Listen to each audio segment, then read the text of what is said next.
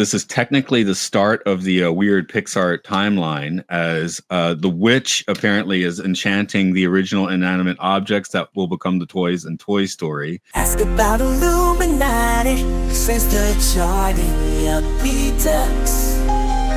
Is it Disney mind control? Is this MK Ultra Deluxe? Occult Disney, we go from real to real. Occult Disney, Bohemian Grove and no more real. Occult Disney, ask about Illuminati. Occult Disney, teach occult to everybody. Occult Disney, the wish upon a star. Occult Disney, you know not to travel far. Oh, Occult Disney, the new brand Pinocchio. Yeah, yeah. Occult Disney, it's a boss over below. Occult Disney, please enjoy the show. Hello, welcome to the Occult Disney podcast, where we all become bears and run around the forest or Chicago football fields or select bars. Talking about the film Brave today. This is Matt here. Over there, it's Paranoid American. How's it going? The Bears. The Bears. That's right. Because I thought, we all turned to bears. And I was like, well, there's like three different connotations there, right? So I guess I should like at least point all three of them out. We're talking about football players. Football players and discrete bars, yes.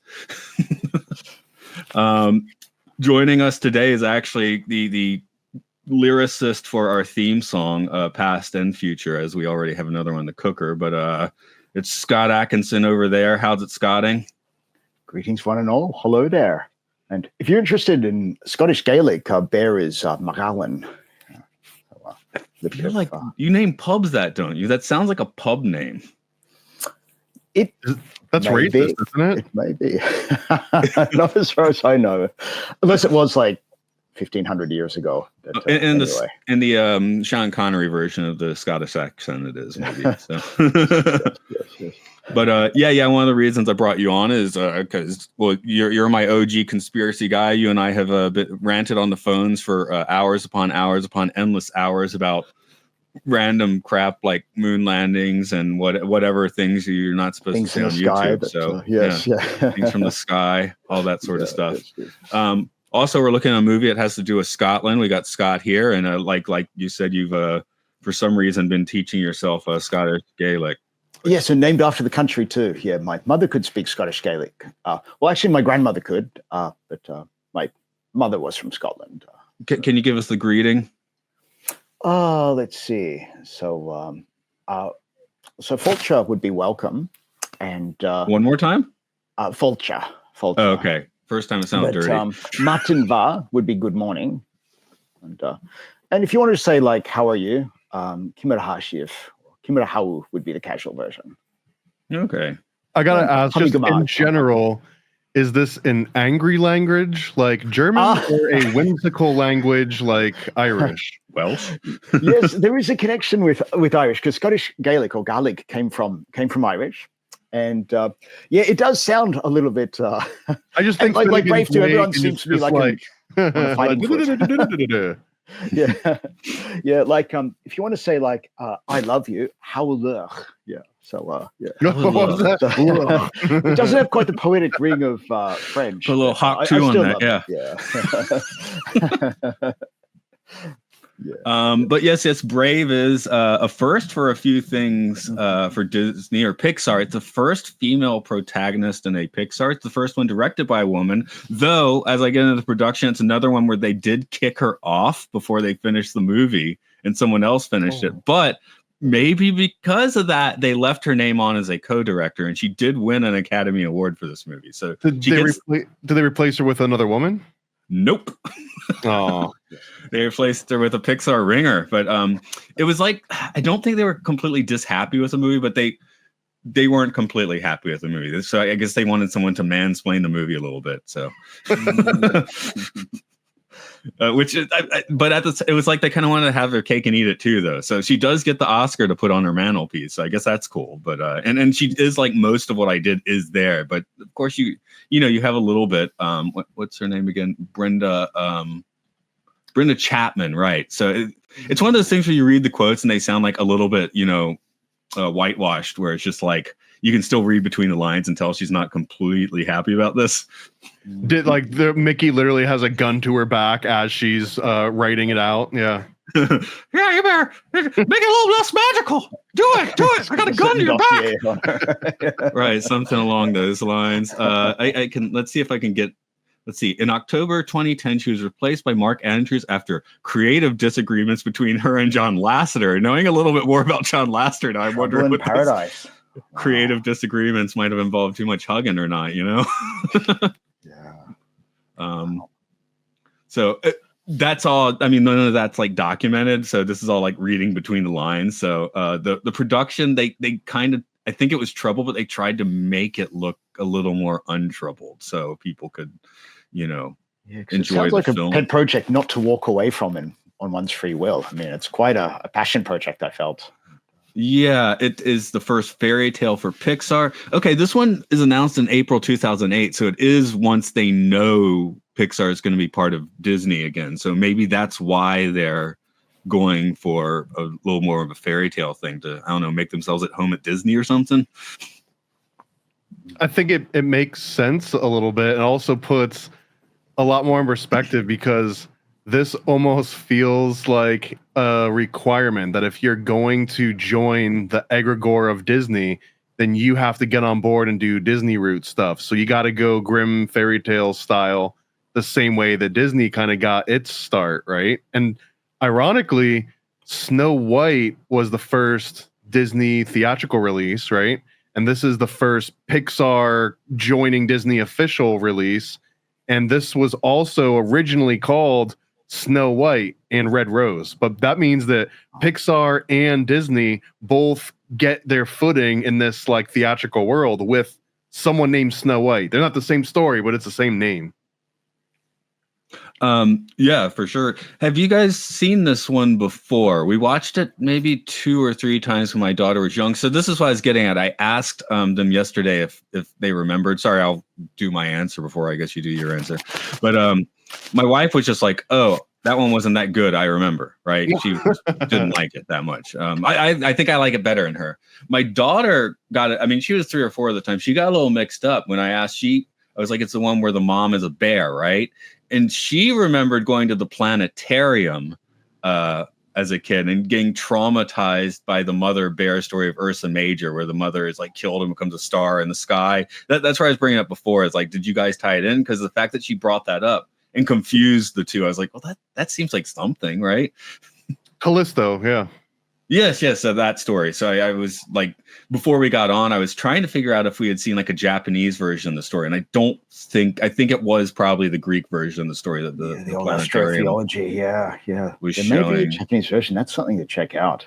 Absolutely. I didn't get any hits in the 15 minutes I spent researching before this. So, which again, I didn't come to me till last night. So today I was like, I should look at that a little more before we start doing this.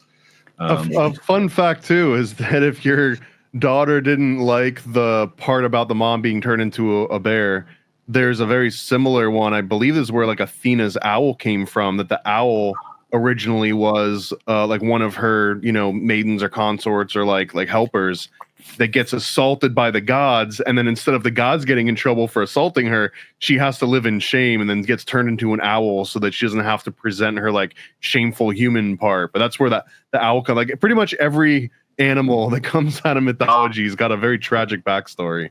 So I don't put on Clash of the Titans for the 1981 with Henry Hamlin. There isn't a later version, I think. I don't think they showed that part about the owl getting assaulted and everything. So I feel like there's an owl in there. Oh, no, I saw it. But I do. But it's like a mech owl, right? Yes, it is. You're right. Very labyrinthy. But I did just think, you said that in Clash of Titans, owl, it all kind of rocks together. Now, Scott, I know when you first saw this because I sent this to you. For Scott's birthday, I just sent him something that he needs to see, right? Which keeps being Scottish stuff. I sent him the Wicker Man last year, the good one, not the bad one. Yeah. And this year I sent him Brave, basically for this podcast. But you said your kids dug it. Yeah, very, very much. It's interesting too. Surprisingly, I did. I'm not really into the whole princess thing, just because it's almost become a trope. It's been done so much, but it's kind of interesting. I just had a look at the title last night, and in Japanese it'd be like Merida no. Let's see, that'd be Osoroshi no Mori. So the Merida and has a double meaning. It could be like the terrible or terrifying forest, or the surprising or startling forest. I don't know how it comes across in Japanese technically, what name they use, but probably being Disney, maybe the surprising or startling. Interesting. So the title of Brave in Japanese is the terrifying forest. That's right. Yes. So so that's I know the kanji because it's quite simple. Just that'd be Mori, forest. Yes. Yeah, even I can handle that one. That's nice.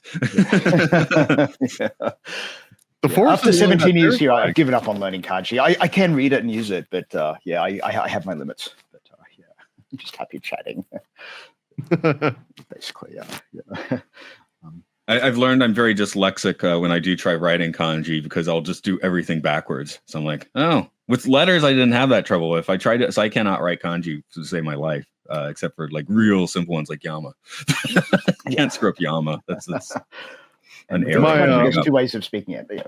My experience with kanji is that like almost every good 17-year-old that joins the military, I got drunk the first night out on base and got some kanji tattooed that I didn't no idea what it said, but now it's on my body forever. So I also feel a deep connection to kanji. So it could be like soup or something. I've had people that knew how to read it, look into it, and it's like roughly what it needs to be. It says like music and talent or something. I was 17. What do you want? I was super drunk.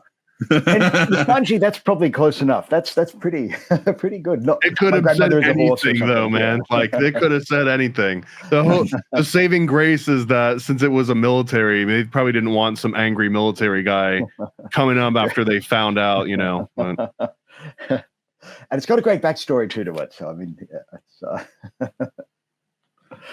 So Don, is this one new to you, or had you seen it before? This is kind of like where. I would have bet money that I'd seen this one before, but I didn't remember any part of this whatsoever. I think maybe I put it on and fell asleep, which sounds like 90% of movies to me. But no, by all things considered, this was a brand new movie for me that I'd never seen before. Maybe you'd found yourself in with some of the ancillary stuff back in the day, you know? Like, honestly, that happens a lot where I might have worked on it or seen so much footage and it was work at that point. So when it actually comes out, it wasn't as fun for me, you know, not because I didn't work on the movie. I just worked on a bunch of ancillary crap and I'd seen all the props and everything so often. But this one was refreshing, man. I actually really liked it. I thought that it was by far the best quote unquote Disney animation. I know it's Pixar, but the best one that they've made to date. You know, after all the other ones we've seen, this one felt like it holds up the best so far out of all the movies we reviewed. Yeah, you picked up on that correctly. At this point in time, they scrap all of their tech basically and adapt Dolby Atmos, which I thought was a sound system, but I guess it has. Yeah, that's audio. Yeah, but let me read that again, because as I'm saying it sounded weird. Oh, sorry. It's the first to use the Dolby Atmos sound format. Oh, and they completely rewrote their animation system, but they didn't give it a cool name. Those sentences were just like right next to each other. So that's where I got them all mixed up. The wildest part to me was how good the hair looked. The hair was the kind of like the spotlight for this entire movie, which is weird because the last one that Disney put out that was animated was Rapunzel or Tangled, where like hair was supposed to be the main character. So in this movie, we've got the technical vision that maybe should have been in that last one. I don't know. It doesn't take away from it. I just thought it was the first thing. I was like, how come Rapunzel didn't have hair this nice? Well, that they did a lot. I mean, Monsters, they wanted the fur to look good, so they upped their game for that. Rapunzel, they did up their game for it. So this is a rewriting the whole thing. So now they're like, okay, hair is important. Let's make sure that's maximized, I guess, in this one. I noticed visually some of the red hair just lit up the frame. Merida's hair was just so electric, and the kids too. I don't know if it's a bit too much of a cliche of, Scottish people, but when I was a boy, when I was a wee lad, I had very bright red hair, and in Australia, I was always called Carrot Top as a kid, or Bluey in Australian English. They call people with red hair Bluey in Australia. But like the dog? Has the dog got red hair? Yeah, I don't know if it does actually. I'm not that familiar with Bluey, to be honest. I've been out of Australia too long, but that's what they call redheads in Australia, is Bluey. Now, is this ginger territory, or is ginger a special subset? I think definitely ginger would be definitely British, like a British English. They would call redheads, but sometimes a little bit of a different shade. It's almost like a what are the shades? Goldeny. Do you have to have freckles? I don't know if I have the vocabulary actually. I've also been out of any English-speaking country for too long, but yeah, it is like a goldish, reddish, orangey, kind of a unique shade. Interesting. No, have you ever been accused of not having a soul? Or is that, because that seems very specific to gingers, and the only reason I even mention all of this is because they're in conspiracy and occult lore. There is a fascination with red hair for a whole number of different reasons, and I always wonder: is this just like anyone that has red hair, or do you have to be like a classic ginger, like an albino freckled ginger that if you walk into the sun, you're like a vampire, or does anyone with red hair fall under this? Good question. I'm speaking for myself. I do have the crystal here and the freckles, but do you have the RH negative? I think that's like the final. You could get altered, man. Yeah. You know how much your blood is worth on the black market right now if you got, true like ginger genes plus RH negative. Have you seen I think I saw it on like CNN or something a month ago, where there's some ginger convention. It might be Northern England or in Scotland, and you just see photos from it. Yeah. And there's a bunch of smiling, people like staring through your soul. Harvesting ritual, yeah. The triplets in this movie I went writing through. I think I called them Ginger the first time, so I was on your page with that. Then I called them Gremlins, and I called them Trolls. Oh, and later I called them Bears because they were bears. But yeah. Children as goblins. I have a Tuesday student, and she just comes in, and she must be very ADHD or something, and usually screams for 30 minutes, and because her mom's not there, even though she's like 7, and then runs around the school screaming for another 30 minutes, and then people usually wrangle her in for a lesson. I don't have to teach her, so I just have to deal with like the screaming in the school for an hour or so. And I'm like, oh, we got gremlins today. I gotta squeeze one more like orange haired question. I've heard it as ginger, so like that might be a limitation of the phrase here, but that also in around the Dark Ages, which is when this particular movie takes place, and it might have just been boys, but they used to forge swords in the urine of red-headed children because it was said to have some kind of a mystical property. And I don't know if it worked very well because they ended up getting taken over a few different times, like right after this time period. But that had always fascinated me. And this isn't just like some random crazy like cracked article that never got substantiated. You can find lots of different examples of this being recorded, and even I think modern day or like modern museum exhibits that have the actual swords that were forged in the urine of gingers. Have you ever heard this before, or is this new to everyone? That's a trip. That is new. Okay, just careful. Use a VPN if you start doing some research. You don't want. Yeah, once you start typing in some urine and boys, or work. Yeah. I for my other podcast a few weeks, we did the movie Bratz with a Z, right? And I had to put rail guards on that search because I got some pretty dirty stuff. We are serious. We are looking at the websites for the articles, man. Yeah, I was looking for a PG movie for tween girls, and that's not what I got when I did the search. It's like, you guys are the ones that are prejudiced against knowledge. Yeah, I'm not the weird one here. By the way, yeah, it says medieval Scotland. They talk about fighting the Romans at some point, making me think this is like very early. Like this is like maybe 400. I was having trouble placing exactly when this film is. It's a bit murky. the Dalriata would be the kingdom at the time. I'm just kind of like, just connecting a few dots here. But basically from, I believe, the 4th or 5th century to about the 9th or 10th contemporary era, there was a kingdom called Dalriata, which is County Antrim in Northern Ireland, well, what's now Northern Ireland, Ulster, and Western Scotland in the islands. There was a kingdom and maybe, or like a confederation, and there were 4 not fiefdoms, but let's say kingdoms that united. And actually the first king that united them all was called Fergus the Great. Fergus More just means great or big in Scottish Gaelic, maybe Irish too. But anyway, I think he was king around the 5th century contemporary era.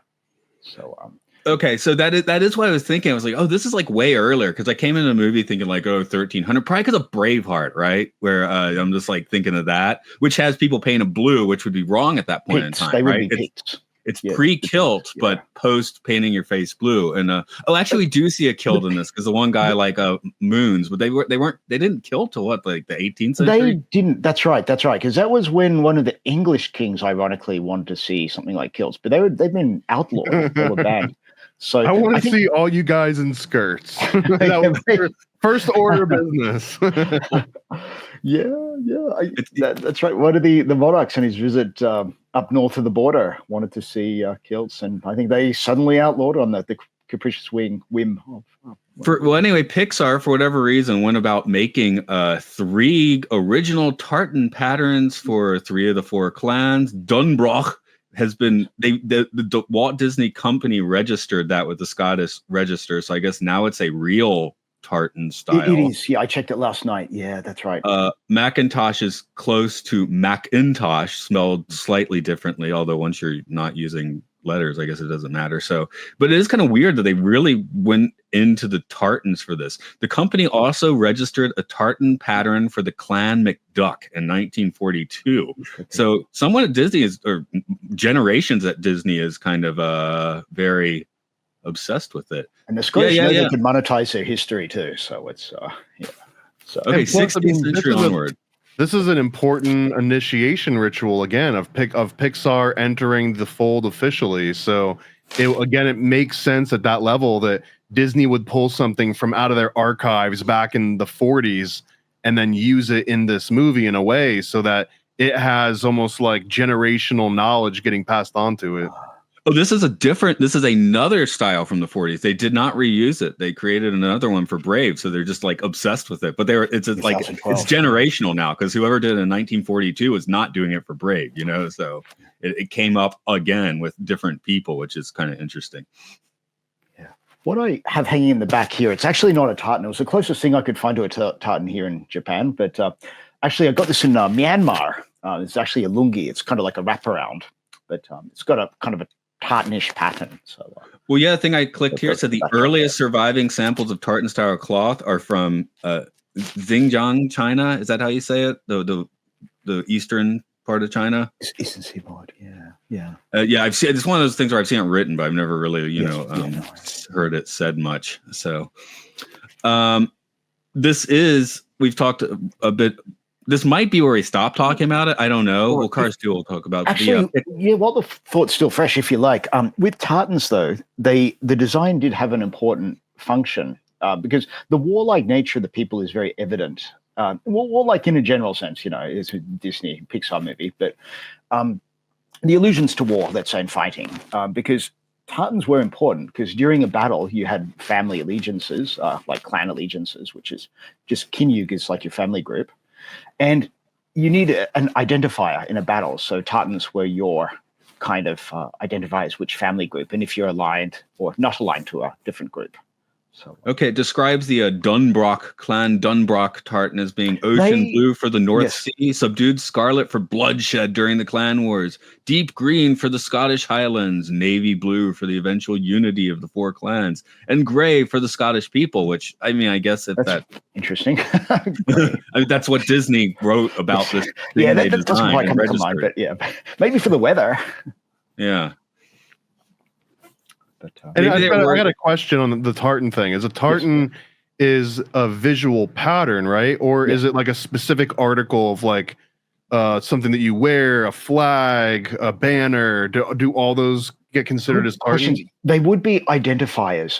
They would be mainly worn, as far as I know, like as a breechcloth, or like as, I guess in modern sense, like kilts, or because in Japan, the samurai or different families had their banners and family crests. So that would be more like a version of that, I guess. So when people go to war, or as a cultural identifier or family identifier.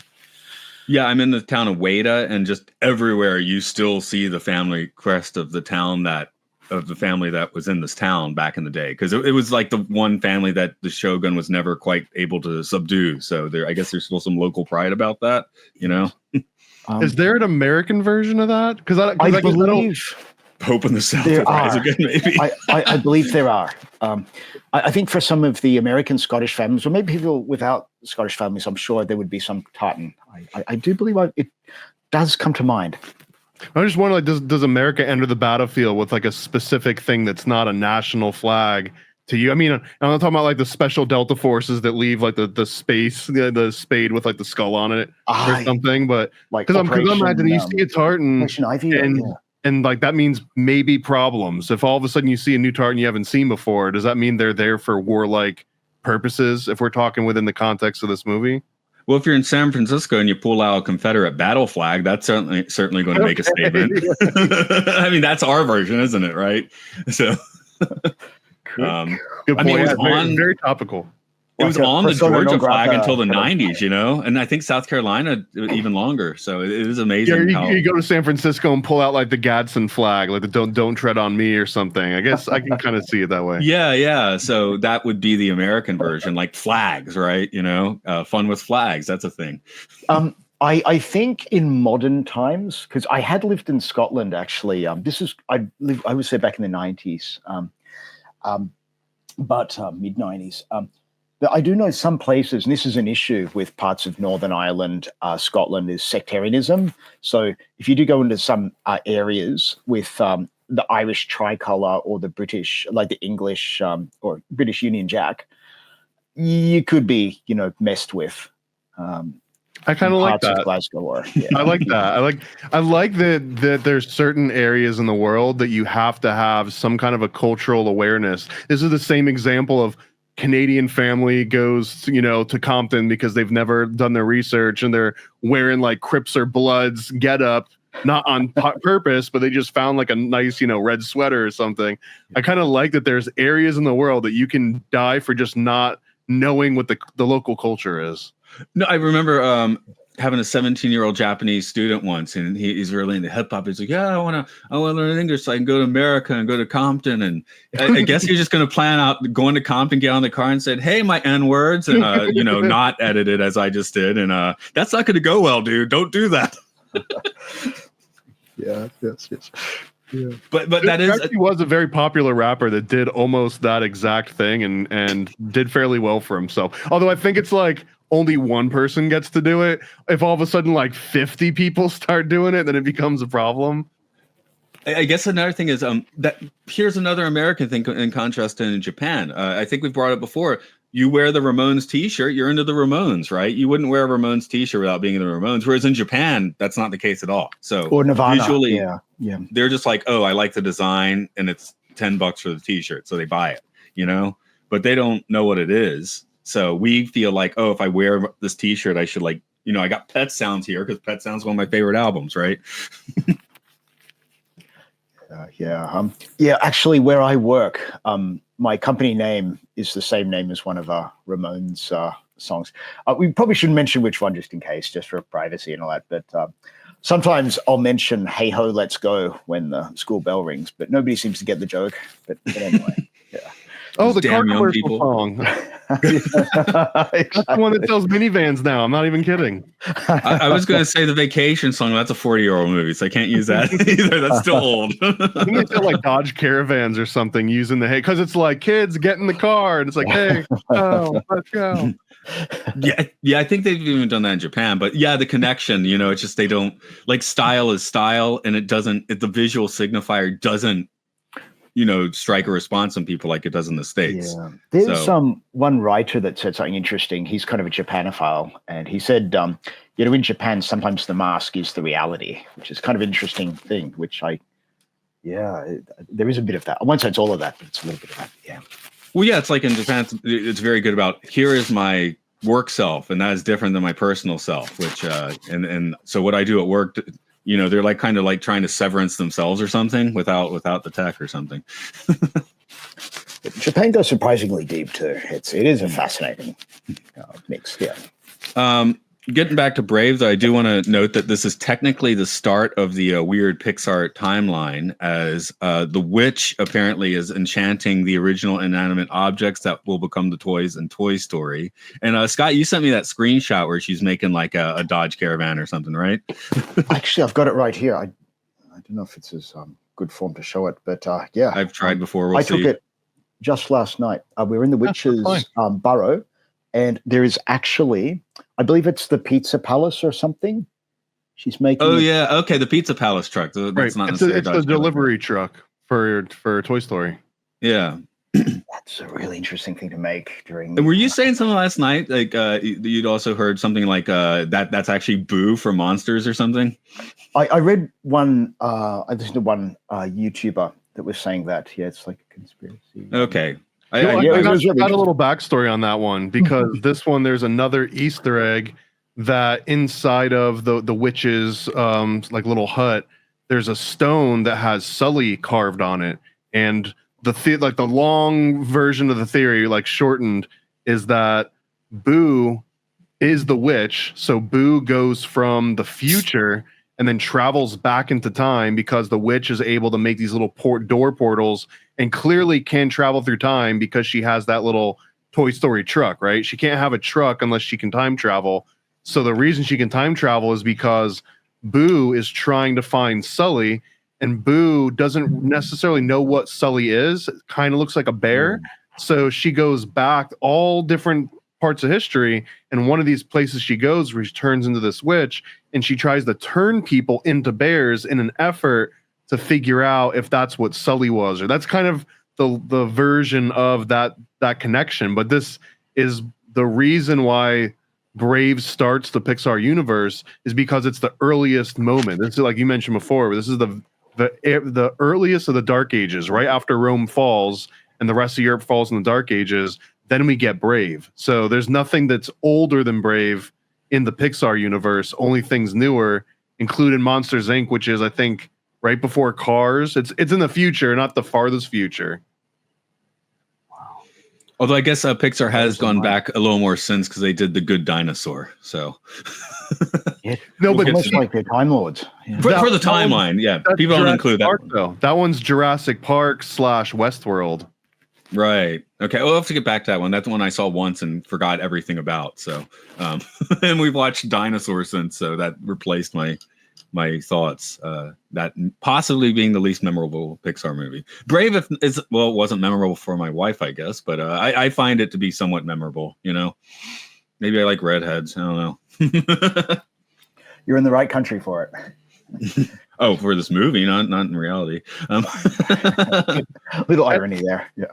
I actually thought that this one, like using the bias of liking Disney movies that get deep into occult and back to the roots and grim fairy tales and stuff, this one just hit almost every check mark for me. And it was really cool, because this, as I'm watching it, is the female point of view of my favorite other Disney movie, which is Robin Hood, and that how he goes and he has to win the archery competition in order to get the hand of Maid Marian, and then he can like uplift himself and the rest of society by doing this.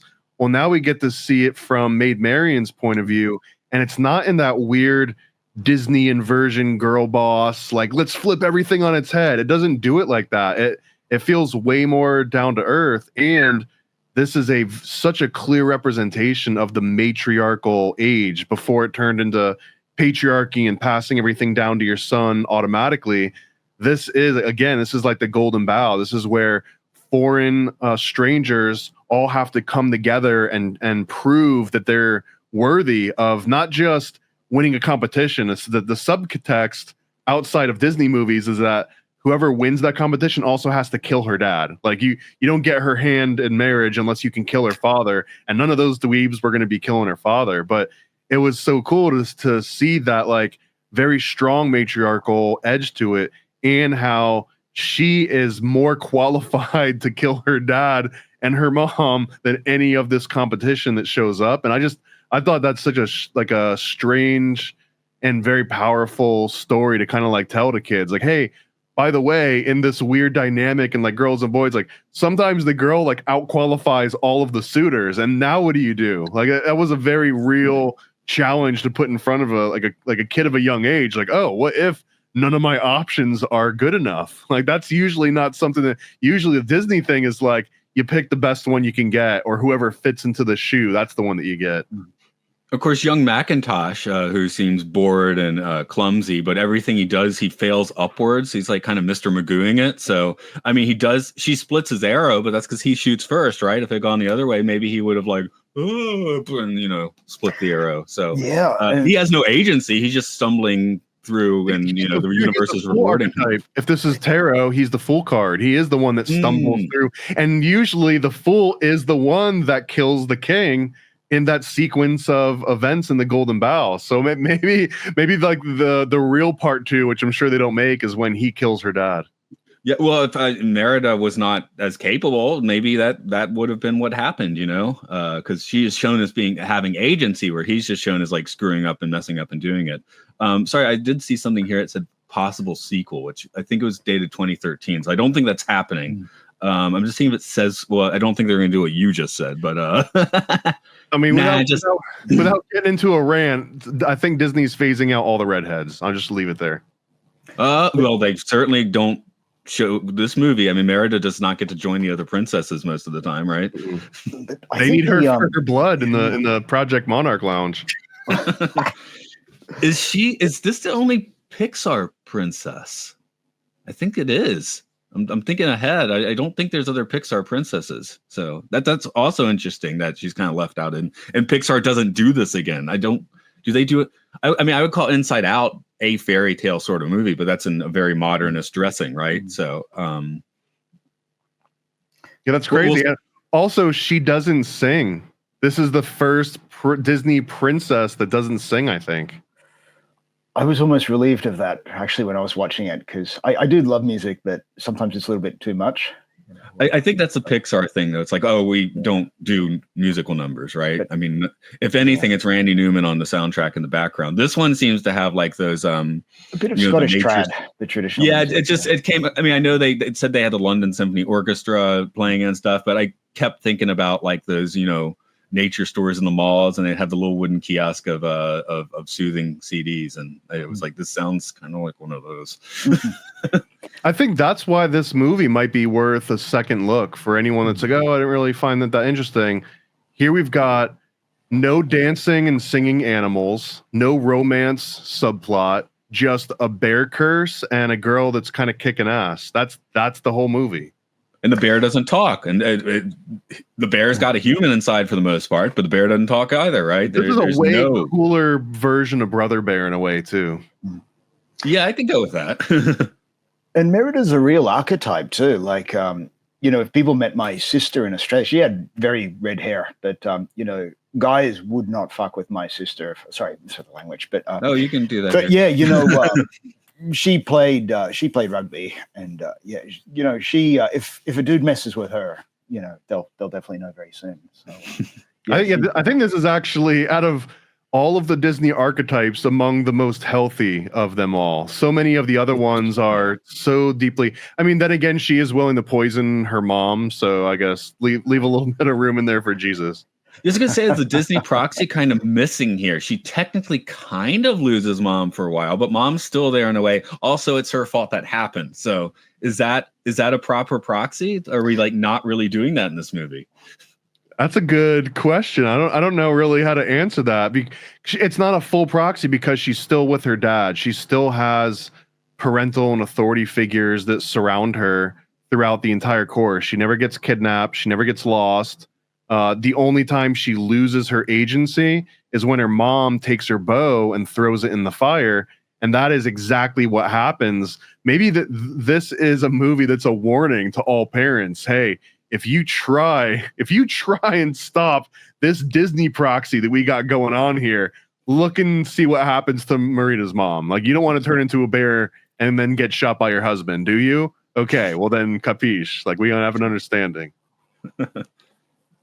And I think the motif of shape shifting is very interesting too. Like in Japan, there's also quite a bit of lore about beautiful women that could change into foxes and foxes into beautiful women. But also in traditional Celtic lore, as far as I know, shape shifting was quite a common motif. And even I believe into salmon. Salmon were a symbol of wisdom. And I just imagine this lore just started from one guy that woke up and the wife's like, what is going, or like his buddies are like, what's going on in here? Like, I swear she was a woman when we went to bed.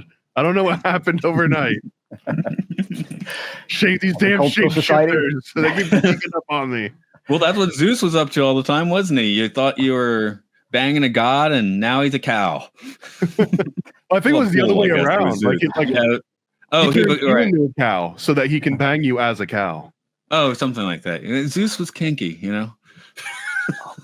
Is kinky if you're still worshiping Zeus. I do like one of the clans here is MacGuffin, just from a filmmaking point of view. You got to do that, you know. They didn't turn out to be the MacGuffin because they don't have much to do with the story except they're there. But you know, the shout out's nice.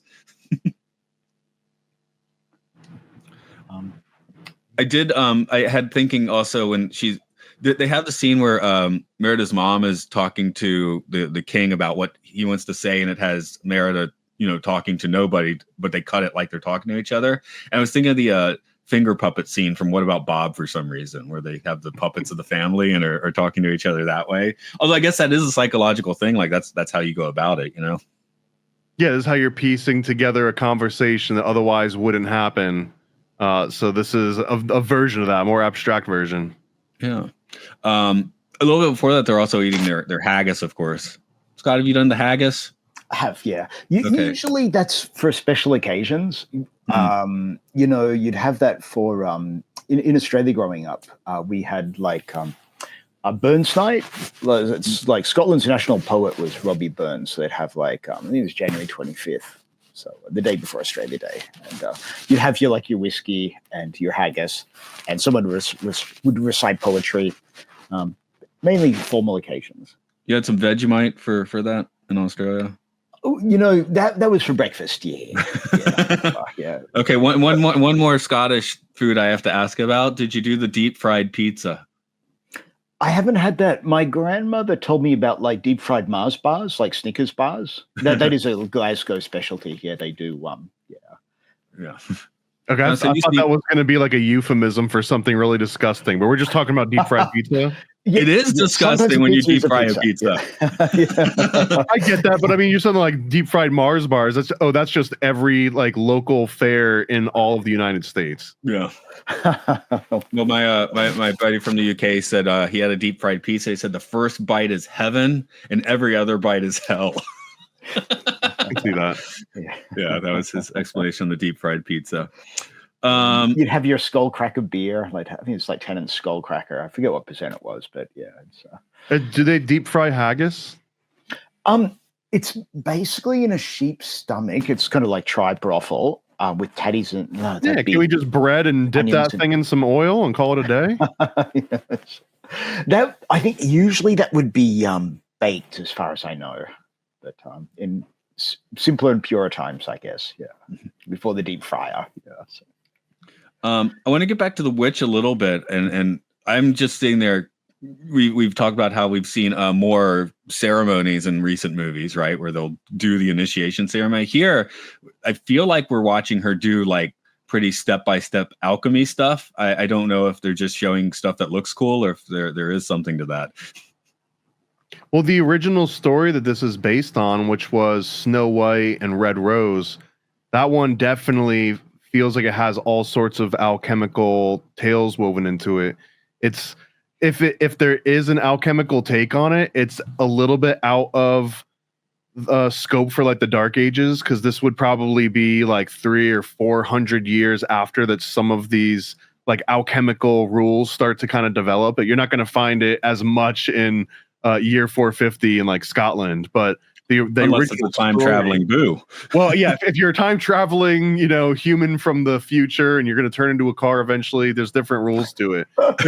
In the original story, you had, even though it was two girls, one of them represented a passive nature, another one represented an aggressive nature, and it's like through the combination of these two opposites that they combine, and they're able to literally transform a bear into a person again, because that original story that the Grimm's fairy tales, that one also had this bear that was like a prince that transforms in different ways, and they all have to like figure out how to find this philosopher's stone in order to cause this transformation to happen. So I mean, every other element of this story is pretty much all about alchemy and homunculi as normal.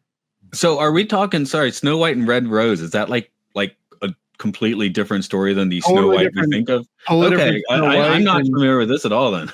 Yeah, and the original names even like vary a tiny little bit in like the spelling, but it's literally Snow White and Red Rose is the original story that was in the Grimm's fairy tales about a prince that turns into a bear. And this one, I'm gonna botch the name, but there was another bear called like Mortal or something, or Mordul, and he was this prince that gets turned into a bear, although he's lost a bit of his humanity, and he turns into almost the bad bear in Brother Bear, right? The first one that they all go and attack that looks like this big evil guy. That's the prince in this one, but in the original story of Snow White and Rose Red, that bear that turns into a prince gets transformed back again after they kill the witch, or in that case, it was a dwarf. They run into a dwarf that has the same magical skills and properties as this witch does. So if in Brave they kill the witch and then the mom gets restored back to her original form and the prince does, that would almost be like a 1-for-1 retelling of the Grimm's version. Yeah, did she give her mom a cake of light? Oh, God. Crowley, right? Yeah. Wow. Just because there's a pastry there, which I also what could thought go was wrong funny. there? She ate like a sliver of it, so the triplets eat the rest, which that was fun. It's interesting too. I was surprised because actually last night was the first time I'd really seen Brave all by myself, because I'd had it on when the kids were watching it, and I'd never really listened to it. I was busy cooking and drinking at the same time, but actually I was surprised. Like the witch is actually in Scottish Gaelic Banavuche, that the witch is actually quite a benevolent character in the long run. Her advice is dead on. Like she's still serving up monkey paws though, isn't she? Or bear paws. Yeah, she seems neutral though. She seems like she's not necessarily set like trying to trick anyone into doing anything. Yeah. If anything, it's really Merida's fault for not asking more about what this thing's going to do. And I guess that makes sense, because if it's Boo, then Boo is neutral. Boo just wants to get back to Sully. And it's interesting too. The Will-o'-the-Wisps would be like, is it she? Like the fairies, maybe, or like swamp gas or bog gas, but I think traditional belief had it where that could be beneficial or it could be harmful. It could lead the traveler astray, or it could actually lead them, onto the hero's journey, which I think it does a little bit of both. But it's kind of interesting. Nice. Like little mermaids almost. Like a mermaid could lead you astray, or it could end up helping you as long as you don't get sucked into the novelty of it. Oh, here's Disney doing both. Again, at the Disney Sea Park, we've got Sinbad's Storybook Adventures, which when it opened was like the evil hell version of It's a Small World. You see Sinbad leave his town. The mermaids are crashing a ship to shore. His crew's trying to steal things. They're getting beat up by ogres. The ride's not very successful, so it goes down for about 6 months. It comes back. Now it has a soaring Alan Menken song. Sinbad's facial hair is no longer there. He has a cute tiger that is now his crew. And he goes around helping everyone. He helps the ogre now. He helps the mermaids. And it's fun. The ride's fun both ways, but it's interesting that they did a more authentic version of Sinbad, because Sinbad was an absolute bastard, right? And then they're like, let's just make it pure Disney magic. And, now it's kind of like this emotionally soaring ride, more than soaring. So just for, like in Brave it does seem like it. I mean, even though it got one director down the line who apparently it said that the guy who took over after Chapman basically erased some of the magical elements and gave Merida more emotional turmoil, is what they claimed were the changes. Yeah, the trauma starts early, right? No, that's interesting. I think in this case it really worked out. I was surprised just how much I enjoyed Brave. Maybe a little bit what yourselves were saying, but I do feel like it's one of the more forgotten Pixar films, though. Like, people don't think about this one much anymore, and is it because it's a little more just like, like darkish? It doesn't have the proxy thing going, which maybe people unconsciously are looking for when they're watching a Disney movie.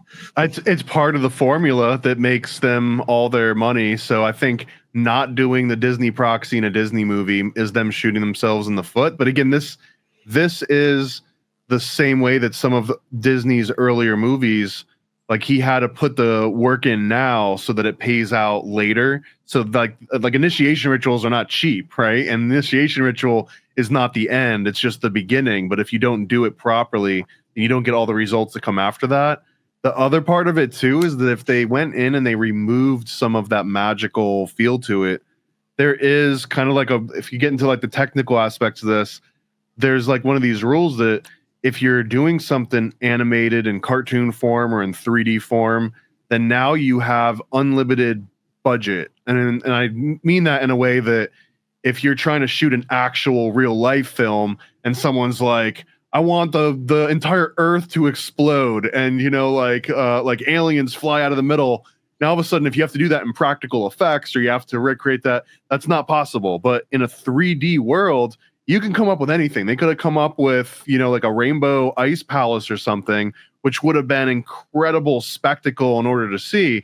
But in this movie, they're very tempered. Like they're very restrained on how over the top. In fact, the most magical parts in this whole movie are seeing the little will-o'-the-wisps, which are just like little blue glowing orbs that go in and out. And then when we see the witch, she just has like a cauldron and they can pour different concoctions into the cauldron. And it kind of shows up like the big head in Power Rangers or whatever like that. But outside of that, there's not a lot of like fantastical, supernatural, magical, animated moments. Everything else kind of has a very realistic look to it. Well, let's not forget the cauldron also serves as an answering machine, which is it's mundane magic, but it counts as magic. Coolest part of the whole movie, in my opinion, too.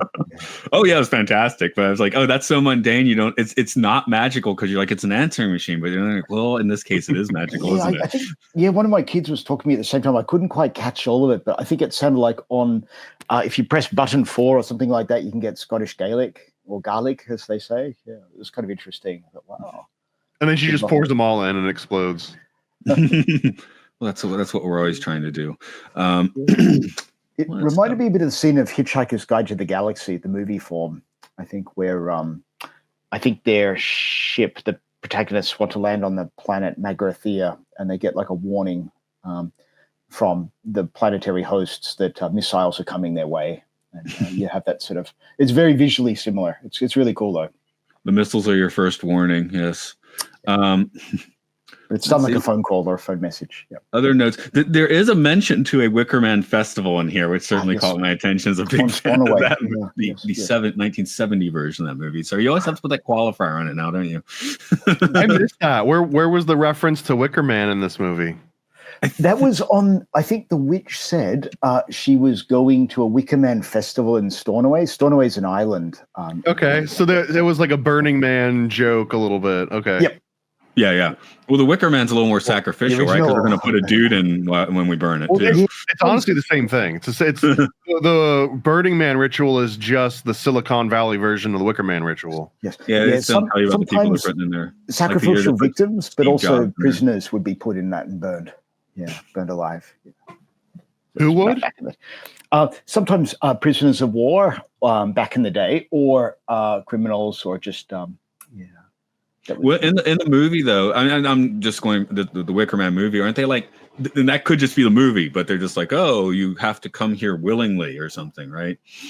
Wasn't that part of the thing that the police officer came to the island willingly, so he walked into it himself, right? Are those Bohemian Grove rules too? I think so. Yes. I mean, you've seen this movie, yeah? Oh, me? I know you've seen. I sent it to you, Thomas. Have you seen that 1970 Wicker Man? Oh yeah. The original. Okay, yeah. That's what I'm getting at. Okay, just making sure because I was like, not the masterpiece Nicolas Cage version with the bees. The original cut scene. You just watched the cut scene with the bees, and you're good with that one. Okay, right.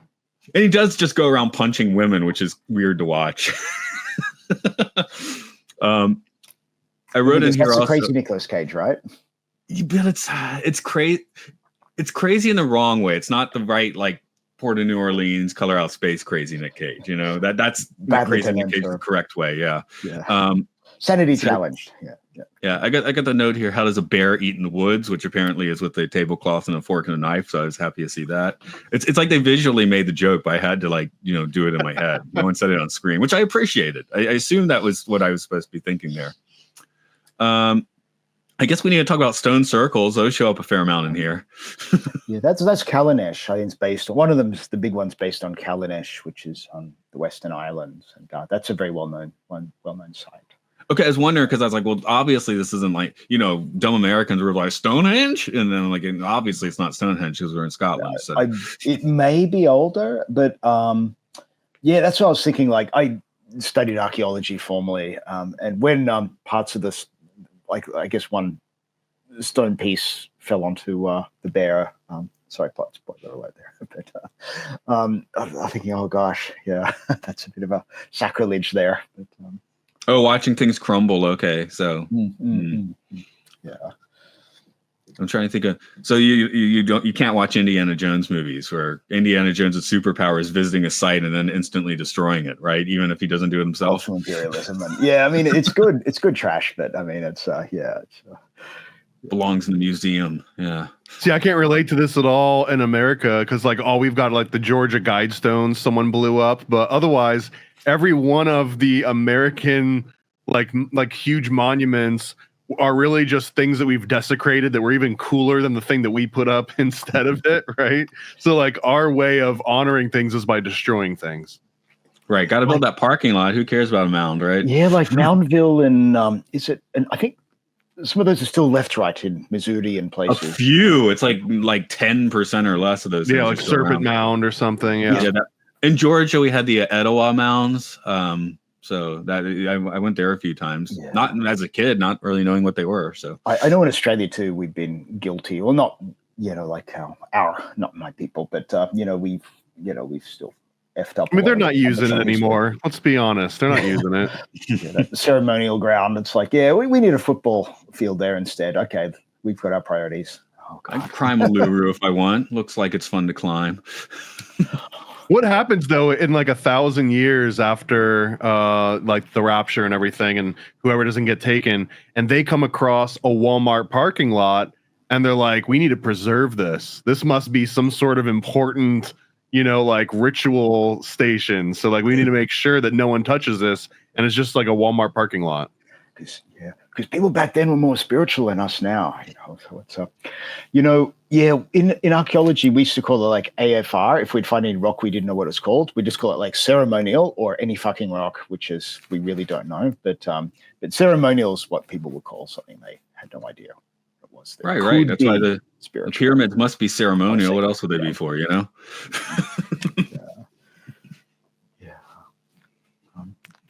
Just You build that for a body. You got any other rabbit holes you want to tear off and jump into? I was just thinking. Oh, sorry. Please. No, please. I was just having a look at my notes. I just noticed one thing that came off the bat when I first put on the DVD last night was. Thanks, Matt, for sending that. But was a lot of the words gobble came up a lot. Like I'm going to gobble you up. The mother says to the daughter, and everything seems to be about the basic function of like sometimes killing, but also eating. The function of eating. I thought that was a big theme, which leads on quite nicely to the bear motif and the rabbit bear. How about collywobbles? I was going to actually mention that exact same thing about the gobble because it's a little bit of a foreshadowing because the mom turns into a bear, which is the thing that would end up gobbling her up, especially if it transfers over that second day, if she doesn't break the spell. And it sounds like the mom would be permanent, but I think that since we see Mor'ul, whatever his name, the prince, you can see that once it becomes permanent, you lose your humanity. So the mom really was potentially going to gobble up her own daughter. And the only thing that might have stopped her is that her dad would have shot the mom in front of the daughter, and the daughter caused all this. So again, it's really deep at how tragic this potentially could have played out versus everything else. And then speaking of that gobble part at the very beginning of this movie, I always liked using this as a reference to go on a tangent about cute aggression, which is one of the most fascinating things ever. And this is when people are like, oh my God, you're so cute, I could just gobble you up. Or when old ladies pinch the cheeks of little babies, or like just do things that are aggressive. Some people will consider like, I love my dog so much, I want to smother him to death. You know what I mean? Like this idea. And this is something called cute aggression. And the way that it's been researched and explained by modern Rockefeller scientists is that deep down, there is a evolutionary self-preservation instinct that tells you to harm your own offspring just so that when you go to consider actually doing it outside of this like impulsive voice, that every other part of your brain and body is like, whoa, no, I need to protect them. And it's almost like this recalibration thing that like keeps you in the game. And cute aggression is a version of that. It really does mean like, I love this thing so much, I want to suffocate it. Like I can't remember if this was a Reservoir Dogs reference or there was like a movie where someone gets served the meal that's so good and he's like, I have to go and kill the chef. Like this is so good, I just need to murder whoever created this. They can't be out here making stuff that's good. And it's just another version of that cute aggression principle, which is another thing is like the intrusive thoughts. Like you're in I don't know if this is just me, like you're in a car as a kid, you're like, I could just open this door and jump out. We're going 70 off a bridge. Like I could just open this door right now. And then like part of you gets thrilled by the concept of it, but then every other self-preservation aspect is like, don't do that. Like everything's stuck. Maybe you lock the door and you like put your hand in your pocket or something. So that is the principle of cute aggression, and it's interesting to see it come up in Disney movies. No, I think I mentioned here before, the reason the Cookie Monster just stays here now is because when I take him to work, what's the first thing kids do? Attack him and go for the ping pong eyeballs. I'm like, those ping pong eyeballs are going to get broken if I keep doing this. So he's been hanging out here more. And I just think of the Bill Burr comedy routine about the difference between being like a maniac and a psychopath or something. It's like, yeah, of course I think about, driving down the sidewalk and boom, boom, boom, boom, boom, plowing along at, everyone. The difference is I don't do it, right?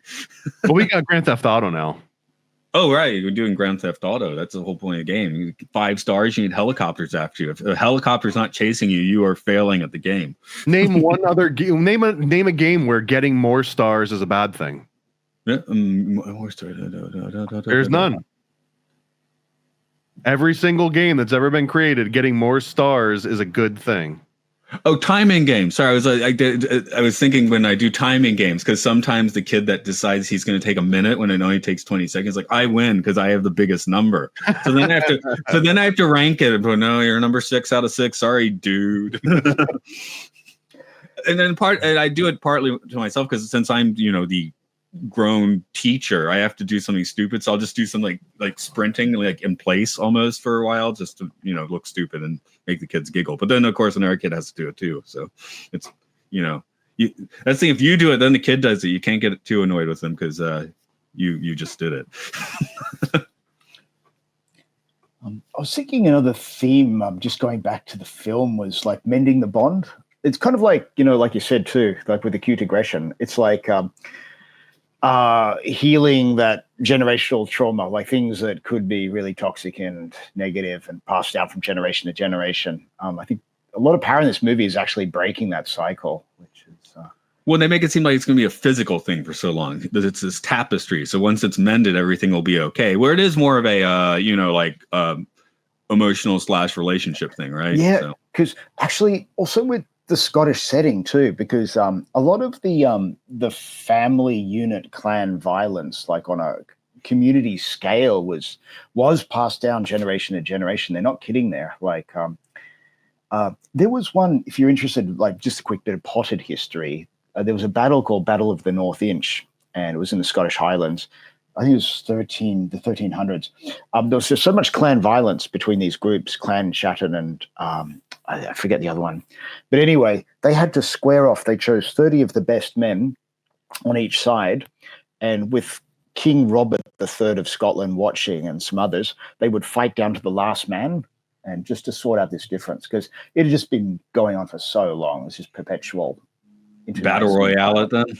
Kind of, yeah. I think on the one side, only one guy survived by just swimming across the river, but everyone else was killed. So I think only 19 survivors out of the 60. But yeah, but that sort of issue is like trying to break that cycle of violence, which would otherwise just perpetuate. Yeah, a bit heavy, but sorry about that. But that's maybe what the movie alludes to. Is, well, yeah, they do allude to a great, like all these guys, like apparently they had the clans had bonded because of some horrific act of violence, which I think I picked up on them finally resisting the Romans. It was what? Yeah, that's where I got confused about the date. Hadrian's Wall. The Romans built Hadrian's Wall in northern England, or I guess Northumbria, like it's the northern part before England was England and Scotland was Scotland. But basically to keep out the Scottish tribes, the Scots or the Gaels or the Picts. Yeah, so maybe this is around the time that was built. That's why I was just like really confused about the dates here. Partly because I don't, know. I get, and it is a bit of a mishmash. Like they have, I think, compressed like 800 years probably in just a movie. Oh, what gets it better, this or Braveheart? Braveheart notoriously stumbles most of it. So I think I saw. I saw Braveheart actually when I was in Ireland, and that was quite an experience. A lot of cheering going on, but yeah, I'd say they both had the hits and misses. I think maybe Braveheart maybe sums up the zeitgeist of the time about Scottish independence, but William Wallace was a historical person, but yeah. Although this is Mel Gibson's William Wallace, but something that doesn't happen in Brave, he keeps screaming freedom, and that doesn't really mean anything at that time and place, I think. Yeah. And I think with, Mel Gibson's acting and directing, he always needs a real bad guy. When there is a bad guy, you really got to hate that bad guy. Oh, yeah. Patrick McGoohan is so great as a bad guy in there. He seems like he's like in a different movie, which is maybe even a better movie. But well, in Braveheart too, the blue body paint is apparently out of time period. Way out.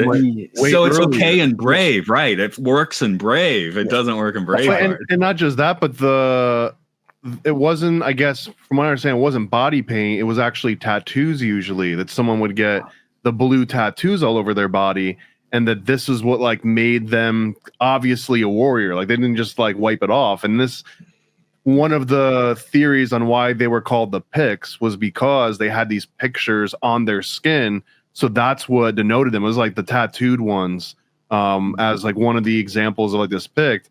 And the Picts had a very matriarchal society. They actually operated under these rules where you would have to come in and win the hand of a daughter in order to take over an area of kingdom. Like they did not have a patriarchy, which was another thing that put them at odds with, say, like Roman culture and a lot of the other surrounding cultures. This was a dying breed by a lot of different sort of perspectives. It's kind of interesting. Aren't there Maori basically doing the same thing on like the exact opposite end of the globe, like warrior tattoos? I mean, it's just kind of fascinating. I guess there are, you can get into Graham Hancock stuff where you got a connection there or something, or what was it?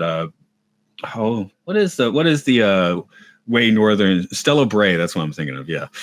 Oh, Skara Bray. Skara Bray. Thank you. It's been a little while since I thought about it, but like, yeah, just interesting world connections like that. Yeah, because I think some of the four tribes. Yeah, I mean, you've got the Picts depicted there, and also maybe some guy that looks almost Vikingish. So also a lot of the. Yeah, he looked like he had just stepped out of How to Train Your Dragon, which I think came out like a year earlier. I mean, he looks almost exactly like one of the characters from that movie. Yeah, and I think they're allowed to compress 800 years because, again, we see a pizza delivery truck in this movie as well, right? Yeah. Yeah, and next to the thinker, too. It was like Rodan's thinker or something. It was like, I couldn't get it in my screenshot there, but there's actually the thinker next to. There is the Pixar thing of you will always see something about the next movie, and we're a little out of order. But Pixar-wise, the next movie is Cars 2, so you're seeing this car, right? Like the movie, I think in Up, I guess you briefly see a Lotso bear somewhere in the movie or something. So they always do put something from the next movie in the previous movie, which is what that is. But yeah, and then you put Godin and the thinker as well. So that's where that Boo theory does kind of like, that's one of the more fun things about that Pixar timeline, Also, I feel that means the witch in this movie, which, by the way, like, we never get her name. She's just the witch. The witch is probably hanging out with Merlin from Sword in the Stone because he also time travels. Yeah. There's that whole once and future king thing. Like, you get magical enough and now you live through time in the opposite direction, So they probably cross paths every once in a while. He's probably given her some sort of horrible STD or whatever he did to the witch in Sword in the Stone. They had a three-way with the genie from Aladdin. Yeah, where do you think he got that from? Yeah. Just think of another magical creature that seems to I mean, he can do all those impressions from the future, right? So, we're talking about Boo here, so hold on. Oh yeah. Actually, it's a little bit of a factoid. I was just researching, just out of curiosity, at least according to Wikipedia, thanks Wiki, that bears were said to have gone extinct about 900 to 1,000 years contemporary era. So I guess when they were existing in Merida's time, that probably would have been the last of the bears in that part of the world. So I was just like, bears aren't extinct, man. I saw a bear at the zoo. that was another one of the fan theories that I came across, was that the witch, this isn't unrelated to the Boo being the witch time travel stuff, but that the witch perhaps was trying to turn everyone into bears because they had been overhunted, and the only way to bring them out of extinction was, like, she saw this all happening, is that, like, well, I got to turn those 3 kids and that mom into a bear, and that prince, he's going to be a bear too, because otherwise there are no bears. So really, she was a conservationist. Yeah, do your duty, be a bear. Which is an interesting motif. Like, witches can be, like, the white or the dark magic, So I think she's a little bit of both. I quite find her character really fascinating. Just for another quick theme park hit, we do have the Teddy like, Roosevelt. Fate be changed, mend the bond torn by pride. I mean, if that's a Hallmark card sort of, homily, that holds water. I mean, So we got the Teddy Roosevelt Lounge in Tokyo, which is like it's at the front of their fake boat or whatever, and it's rich mahogany and lots of Teddy Roosevelt and lots of bear carvings. Got the country bears. There are more bears than we think about, generally with Disney. This is in Disney Sea or Disney Japan. They've got a Teddy Roosevelt room. This is in the sea, in Disney Sea. So it's like, why is it? I mean, it's not like Teddy Roosevelt has any particular connection to Japan, unless it's just like he was a president 100 years prior. So let's do him. But yeah. Yeah, I mean, he's also like stereotypical, like, ruffian American, rough rider. Yeah, he's got the mustache. Rough rider. So it's a step, maybe elevated from cowboy. You know what I mean? It's not as insulting as just straight cowboy. Also, Teddy Roosevelt documented stories that he heard about Bigfoot. So I think that now we've got our foot in the door for Japan to accept American Bigfoot through Teddy Roosevelt. Right. So, and they're spraying that in Japan. But I was just thinking that there's so many bears in the parks, which I guess bears are cute to a certain extent. Let's think bears are cute and murderous if you piss them off. So, I shouldn't say murderous. They're just death dealing. There we go. And I think murder suggests intent, whereas an animal doesn't have intent, as we see from the Mordu bear. Because that was an interesting showdown, Mordu versus Merida's mother, because, you know, you had like the unbridled instinct and lust that are just out of control, and you had the ones that were sort of semi-harnessed. And I think that's a good. Or once mom gets into that, does the bear take over? It's not quite clear how the bear takes over. It seems to be in waves, is what they're suggesting. But if it weren't for human intervention, raw nature would have won, right? We get the impression that mom would have succumbed to the raw power of nature because Merida comes in and has to save her like 1 or 2 times. Right, but it's like, because she seems to lose to nature and then come back a little bit. It's interesting how, because usually in the movie it's like, here's the switch, right? It's interesting. Superman's got to go in his chamber or lose his powers and then go back in, to get him back. It's And rightly or wrongly, like with cloning now too, we're able to bring back the direwolf. Died out during the Ice Age or something, and just recently they've raised cubs. Jurassic Park opening next week. Pretty much, yeah. I think the Tasmanian tiger's next, which is a wolf, actually, kind of a wolf, or closer to a wolf.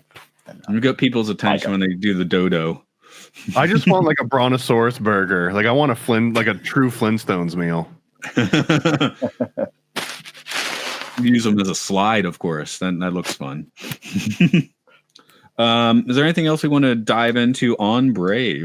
Just have a squiz at my notes. I was just surprised how much I was moved by it. I didn't really have any expectations because I'm, with the kids at home, I'm always being exposed to various Pixar or Disney productions, which is not a bad thing, but I don't resonate with some of them. But I was really surprised how much I enjoyed this.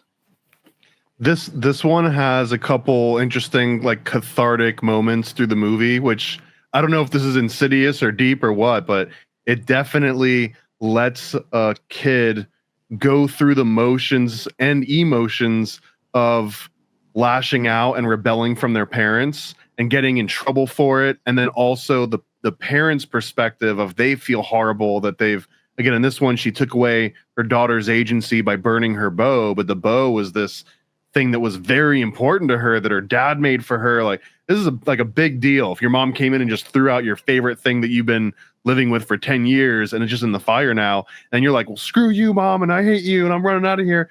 This lets kids in the audience with their parents next to them go through these motions. Like, they get to, in their mind, rebel against mom and then feel bad about it and then fight with her and then make up, and then mom's all better now again. And I think it's weird to put a young audience through those motions, especially there's a non-zero number of kids that went and saw this that were not rebellious or it was so deep down buried. And now you see Brave and it brings it up to the surface a little bit. And I'm not saying that's a good or a bad thing, but it's interesting that Brave might have caused actual rebellion in kids against their parents because now they just saw it modeled in front of them in this socially acceptable, commercially viable way, right? So this is Disney telling you hey kids, here's what's normal. Here's normal behavior. You can rebel against your parents. Look, we're showing you how to do it. Because you can almost trace Disney movies where there's always a little bit of an adventure where the kid goes out. But again, since this one lacks the Disney proxy, she's not venturing out into the wilderness to find her way back to her parents. This is all about her rebellion. So I think that there's a weird Aesop's fable for both the kids and the parents in here. Is this the only Disney movie where that's basically in one location? I mean, the Witch's Cottage is the second location, but it seems to be very close. And the entire movie just takes place right there. I'm trying to think of anything else that just takes place in Robin Hood, maybe. You could say Robin Hood, kind of. I mean, there's a lot of locations within, the forest. I feel like this one's even more insular than that. It just really seems to be castle and Witch's Cottage, and Witch's Cottage seems to be pretty close to the castle, whereas I guess how it was back then too. People didn't really have the freedom or the means to travel around. much. So Right, because it's would a have been big quite deal that all the other clans are coming. But as far as the crow flies, they're probably not that far away. Yeah, You know, because I when actually have another example. Was the original Snow White? The original Snow White was fairly insular, right? That was popping in my head, but I feel like the dwarves' cottage is still like I feel like the witch's cottage is right there in Brave, where the dwarves are at least have some insular between them and the evil queen. Well, but the witch's cottage almost feels interdimensional because she rides into where that stone formation is, and then she's at the witch's cottage. She talks to the witch, and then when she leaves, she turns back around, and she's already in the middle of that stone formation again. So this is almost like one of those weird, like magical forests in Zelda, where like you keep going like to the left over and over and over again, and eventually you're here, but like you can't find your way back as easily. Yeah, which again that ties back in with the monsters stuff with Ink, with all the who knows where the door is, and the technology goes a little farther. Where do you end up? Yeah, the wisps are the prototypes for the doors in Monsters Inc. Right, or maybe they are the prototype monsters for all we know. They maybe the wisps evolve into the monsters. See, I feel the bear is the prototype monster. Okay, that makes more. I was as I was saying, is like I'm stretching the taffy too much there anyway. So. I guess there's just one last motif that was interesting, like with the death of, or the potential death of the Merida's mother as the bear, as the sun was rising.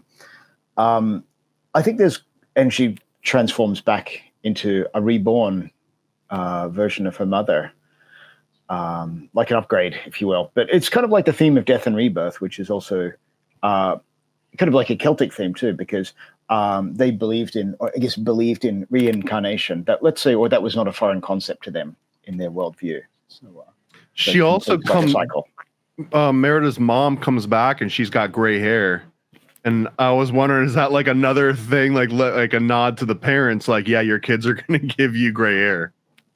Well, I imagine turning into a baron back is somewhat traumatic. I also thought it was funny how much of a big deal that they made that, oh, I'm exposed, I'm naked, which she was, but she also had a really thick blanket around her. Like there was clearly nothing improper is being shown in our Pixar movie, Except for the kilt raising with some of the older dudes there. Right. But you see that from the front, right, where the people behind are going to see the behind. And there was a couple I thought funny, like well done subtle jokes in here for the parents, where anytime Merida's parents are together, you see the dad like scooch up close to the mom, and then she's just like, whoa, like that off camera she's getting goosed by dad, like dad just like grabbed her ass or more, right? And she's like laughing about got triplets. Like they're always ready to go at a moment's notice in this movie, which is done in sort of like a tasteful but also not pedantic way, which was, I guess, interesting to see. Like it was masterfully done at how pervy the dad was without being pervy creepy for a Disney movie. It's good to be the king. That sort of thing, I suppose. I was also the thing with the sun rising, and they say the second sunrise. Was it second sunrise? Yeah. Initiations would be the third sunrise, or is a 3-day second sunrise? How does that work? I'm thinking the pyramid initiation concept. This is like a hotel check-in, check-out sort of math. Yeah. Well, I'm thinking about like the idea that the pyramids were an initiation machine. Like that's one of the theories, right? So, and that you would come out like the third morning or the second morning. I was just thinking like she's had her enlightening experience and now she's a human again, right? So, and you're supposed to have a symbolic death as part of that ceremony. So I was seeing if that globbed on at all, but I do think maybe you need an extra day for that to really work. Well, maybe the ritual involved the second sun, meaning that it only took place after you acknowledge like the artificial like initiation, right? Because the second sun's the fake sun. Because coming out of all this, is mom going to be the person who has actually had the most of an arc? She had the most change in this movie? Because Merida she's asserted her independence more, but she's more or less in the same spot she was, where mom has definitely had a paradigm shift in her perception. I don't know. I mean, almost murdering your mom and then watching your dad almost murder your mom, that's traumatic too. It is. I'm just saying, but mom's having the actual experience. She's having the visceral experience of becoming a bear, going feral, having your husband almost shoot you, where Merida's watching and feeling guilty about it. Still traumatic, but maybe not quite as mind expanding. That much transformation should be mind expanding, I think, right? That could be a good guilt trip. Like that, she might have actually self-discovered Catholicism throughout that process. Yeah, because mom doesn't have anything to feel particularly guilty about, Not at all. than trying to burn the bow. She threw the bow in the fire, but she also got immediately reprimanded for that. Like she met the consequences of her actions, but the rest of the movie, you're waiting to see what consequences Merida has to deal with. And ultimately, not really anything. Like the guilt and the fear that something might go wrong. But at the end, this is one of those happily ever after kind of stories. Like it's missing the tragedy. Yeah. I mean, it's like season 7 of a sitcom, right? When they're really stretching for stories. So they go with this one for an episode. When Stefan invades the Urkel universe. Yeah. Cousin Oliver shows up. Also, the mother might have had some regrets about her past, maybe in wishing that she'd sort of maybe said no sometimes and forged her way. But maybe it's a reconciling of that too. She's about 3 triplets too late for that one. Bear cubs. Yeah. She's got servants. Yeah, bear cubs. I guess we'll wrap this one up for today then. Be brave about it. Scott, you got something to plug? Is your book still on Amazon? There's something to plug. Yeah. What was it called? Yeah, it's called I'm not much of a promoter, but yeah, it's under my name. It's called Capering with Tau, TAW, Capering with Tau. And it's a pretty interesting trip. Thanks for having us on too. My grandmother used to say, "He crioch eventual ach meri gulis kel." But the world will pass away, but music and love shall last forever. It was a pleasure to meet you also, Paranoid American. It's a real pleasure, and as always, Matt, it's a great chat too. Yeah, I appreciate that. It was awesome having you on here, Scott. Here, let's help Scott promote his book a little bit too. I hear that it was banned in over 80 countries, and that you can go to jail in North Korea for even possessing it. So it'll turn you into a bear. Yeah, if you want to know why this has been banned in so many countries, you should just take a look at it. We'll have a link in the description. How many countries is your stuff banned in now? Just all the good ones. Okay. Hope to see you in Japan sometime too. Back in Japan, right? Yeah. Never. No, I've never been to Japan. Mine is a country with a different country. Yeah. Yes. But oh wow, it's a real pleasure. Rightio. Okay. Well, yeah. What's up in your hoopty, I guess, these days? Man, I've got a whole bunch of different projects as always going on. One of the ones that I'm just starting to revisit is a comic called Mold. And you can go to moldcomic.com and you can sign up to figure out when it is going to get released. I'm going to do all 4 episodes of it up front and then release it as like a trade or individual. It is about a true story about a lunch lady that I knew growing up in high school named Norma that was absolutely tormented and tortured by like the horrible kids at the school. And in the comic book version, Norma gets a sentient toenail fungus that helps her exact revenge on all of these kids, and then finds out that some of them are actually shape-shifting reptilians and that the sentient toenail fungus is actually from a huge global mycelium intelligence that's been fighting the reptilians. So if any of that sounds mildly interesting, that'll be the premise of moldcomic.com. On my end, I guess I should plug today that Scott and I have been making music for years. I can't write lyrics anymore because I just have Scott send me lyrics, and we have albums upon albums of folk rock, psychedelic rock, ambient stuff. That's at rovingsagemedia.bandcamp.com. Just, look at the album covers and choose the one that speaks to you, I guess. We kind of live a lot of the stuff we write and sing about. So yeah, it's for good or ill. We're being brave. That's what we're doing. Being brave about it. Initiation Machine. That'd be my Initiation Machine. I had to write that down. That's actually a great album title, Initiation Machine. Maybe it will be. And for anyone that likes the Occult Disney theme song, props to Scott. And if you like the upcoming cartoon Cabal theme song that I just let the cat out of the bag. Also Scott, right? Yes. Yes. One morning, I think it was around 4:30 a.m. Just a few days ago, just came to me. So thanks to the. I love them both, asking for man. it as Thank you well. so much.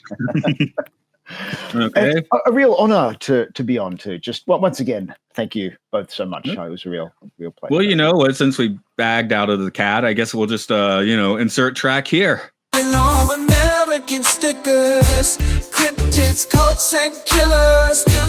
We got all your favorite conspiracies, all the land and more on our sticker sheets.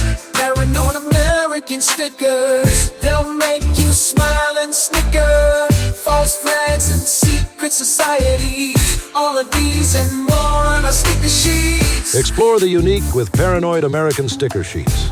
Unearth tales of cryptids, cults, and mysteries through each sticker. These won't last long. Get yours now at paranoidamerican.com. We're all American stickers, cryptids, cults, and killers. We got all your favorite conspiracies, all the land and more on our sticker sheets. Paranoid American stickers, they'll make you smile and snicker. False flags and secret societies, all of these and more on our sticker sheets. What the heck are you waiting for? Discover the extraordinary with Paranoid American sticker sheets. From cryptids in the night to cults out of sight, each sticker is a unique find. Get yours now at paranoidamerican.com.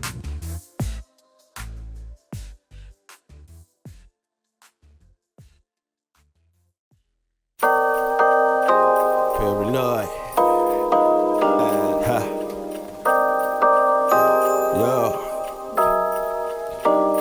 I scribble my life away, driven to write the page. Will it enlight your brain? Give you the flight, my plane paper, the highs ablaze. Somewhat of an amazing feel when it's real to real. You will engage it. Your favorite, of course, the Lord of an arrangement. I gave you the proper results to hit the pavement. If they get emotional, hate maybe your language, a game, how they playing it well without Lakers. Evade them, whatever the cost, they are the shapeshift. Snakes get decapitated, met is the apex.